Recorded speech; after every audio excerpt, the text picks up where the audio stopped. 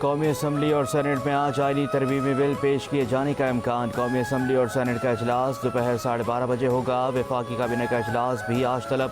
पार्लियामान की खसूसी कमेटी के इजलास में अपोजिशन और हुकूमती जमातों ने आईनी अदालत की मशरूत हिमायत कर दी। JUI की मुद्दत मुलाजमत में तोसी की मुखालफत।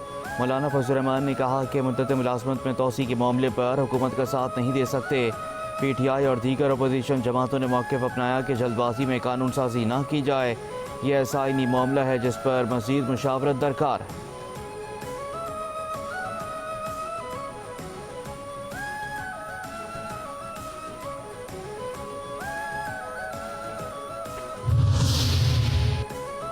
डीजल 13 रुपये 6 पैसे फी लीटर सस्ता। हुकूमत का पेट्रोलियम मसनूआत की कीमतों में बड़ी कमी का ऐलान। लाइट डीजल ऑयल की कीमत में 12 रुपये 12 पैसे, मिट्टी के तेल की कीमत में 11 रुपये 15 पैसे फी लीटर कमी। नई कीमतों का इतलाक 16 सितंबर से 30 सितंबर तक होगा। नोटिफिकेशन जारी।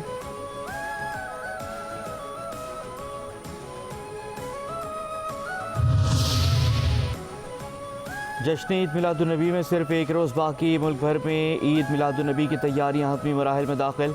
मुल्क के तुल अर्ज़ में खुसूसी चरागां, कोचा कोचा, करिया करिया मसाजिद, सरकारी और रिहायशी इमारतें बरकी कुमकुमों से सजा दी गईं। आशिकान रसूल के छोटे बड़े शहरों और कस्बों में रैलियाँ।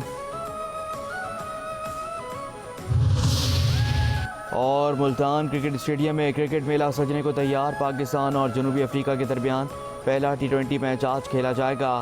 पाकिस्तान और साउथ अफ्रीका वुमेंस टीम के कप्तान ने ट्रॉफी की रहनुमाई की।